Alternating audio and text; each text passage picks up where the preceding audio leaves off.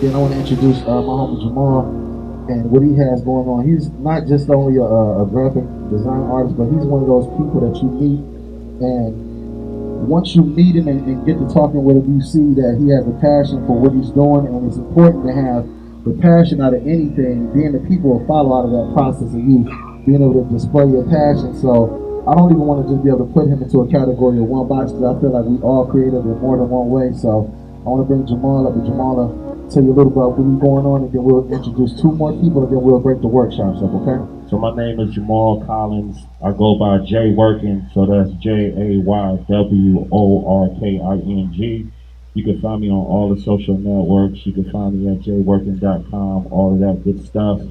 I guess I want to start off like I'm from Cleveland. I'm from East Cleveland. I went to Shaw High, graduated in '89. Shaw High. So I was born in 1970. I'm 48.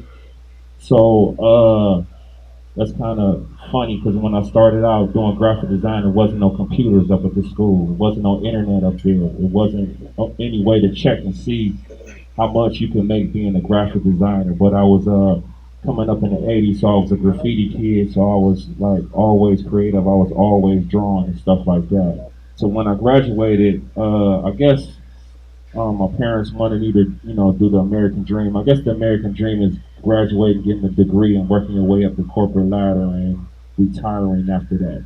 So I had troubles at Shaw. I had troubles at Caledonia. I flunked the second grade, so I had like these issues with authority over me, kind of telling me what to do, trying to put me in a box. Well, it kind of did put me in a box because now I'm behind.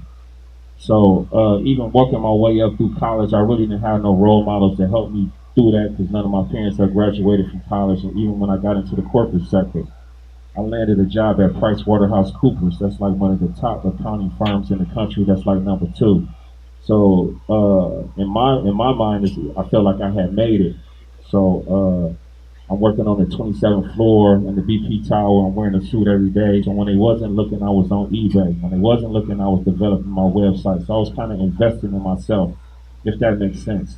So what I wasn't prepared for is for the economy to tank. So we all know about the government right now being shut down. So next is probably going to be the economy. So the economy tanked like in, I want to say 2007, 2009. That left me without a job. Because basically when you graduate from school, you're kind of working off your portfolio and what you got and the work that you have. But they don't really help you with building relationships, networking, and communicating, and just being a people person. So I mean, what's so funny about me working at Richmond High School as a teacher is that I'm not an educator. I don't have a teaching license. The way I got at Tri-C, I didn't apply for Tri-C. Tri-C came to me. So what I did was I put out so much content. If you look at what I do on my social networks, I made the market come to me. So that's real important to make the market come to you. So you got to do stuff like I shot like 2 years of YouTube videos, like intros, color corrections, like. All I do is just grind on this. I don't watch no Cavs games. I don't watch the Browns. I don't do none of that. So, I just work around the clock as much as possible because I'm trying to outwork everybody. So I kind of cut out the middleman. I think that the designer is like, I'm so deadly right now is because I can do all of this.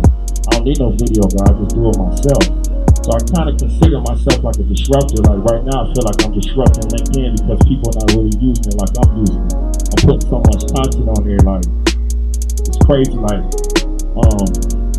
so please check me out on LinkedIn and kind of see what I'm doing. Like, it's all strategic, it's all moves. I don't really put like a lot of personal stuff. Like, if you go to my Facebook, you go to everything, it's all brand in my like page. I started giving keynote talks at all these different design conferences about what I've been doing, but I was bringing the youth to the conferences. So they could see me on stage, and I'm kind of like a bridge in between King Kennedy projects and something called Creative South, something called Weapons of Mass Creation. So I'm letting them know, like, look, man, these guys back here that exist, they're good designers, and they need to know about us, and they need to know about me.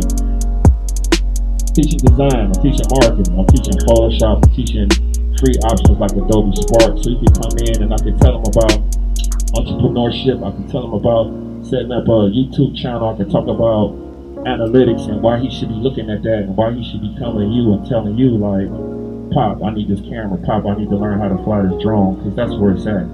The days of sending out a resume into a black hole and hoping that it's gonna come back and get you a job like the lottery, them days is over. They want to see your bullet points. They want to see you talking about your craft and being a practitioner in what you're doing on those channels. And you need to get comfortable with being in front of the camera right now, pulling it out. I don't care where we at. We at the airport, because everybody got a story to tell. But I've been doing this since I was like 12. So it's just like really focusing on one thing. I've always been an artist. I've always been drawing since I can remember. Just really didn't nobody acknowledge it. Like now when people see me and stuff, I got old bosses that was questioning my portfolio. Now they're giving me kudos on LinkedIn. So it's like crazy. Like now y'all notice me. I think it's a shame that companies need to know who their linchpins are. So a linchpin is a little pin that keeps the wagon wheel attached to the wagon. So if that pin falls out, the wagon falls apart. So that's kind of what it's being about, indispensable. So companies was questioning stuff I was doing. Like every time I go in there, he's on the internet. Of course, I'm learning stuff. You know what I'm saying? They got a problem with that. He's not approachable. So I was just like, really, the thing that I just really needed to work on wasn't the technology part. The thing I need to work on was just being charming. The thing I need to work on is just being having some empathy and gratitude for what I have, and just looking out for my people, because I know what I was missing. I needed somebody to look out for me. I ain't had nobody to be like, man, these people tripping up in here. I'm ready to jump off the roof. You know what I'm saying? I'm glad I didn't, because I got that Obama unemployment for 2 years in a row, which was love. So I was talking about I was unemployed for 5 years, but I got 2 years back to back of Obama unemployment. So I was, and I got I got some retirement, not no retirement money, but I got some money from PricewaterhouseCoopers. So I was just moving like that. I think one of the key things that I did was in '95, I bought a computer instead of buying a car. So a lot of my homies was buying cars. I bought a computer in '95. Guys, I was like the only dude at Akron U that had the internet at the house. Like Michael Jordan was playing, Tupac and Big was still alive. I was on the web surfing, like, you know what I'm saying? So I've always been that type of dude. I love technology like that. So it's just really taking that time to learn this craft. I know it's like daunting sometimes and overwhelming, but once you go through that lender, let's just say for a month, you just work on this video. Once you get the basics, now that's done. Now you can work on a month on something else. Oh, I need to work on the marketing. Then you can go back if you need to. You know what I'm saying? You can reach out to me. I'll point you in the right direction too. I think it's just about building relationships. That's the number one thing. The technology part, you can just take time to do that. So it's like cut the Netflix out, cut the sports out, cut all of that out, and learn how to work these cameras and all of that. What I'm looking like. All right, another question? I got people yawning and stuff. So we good? Thank you.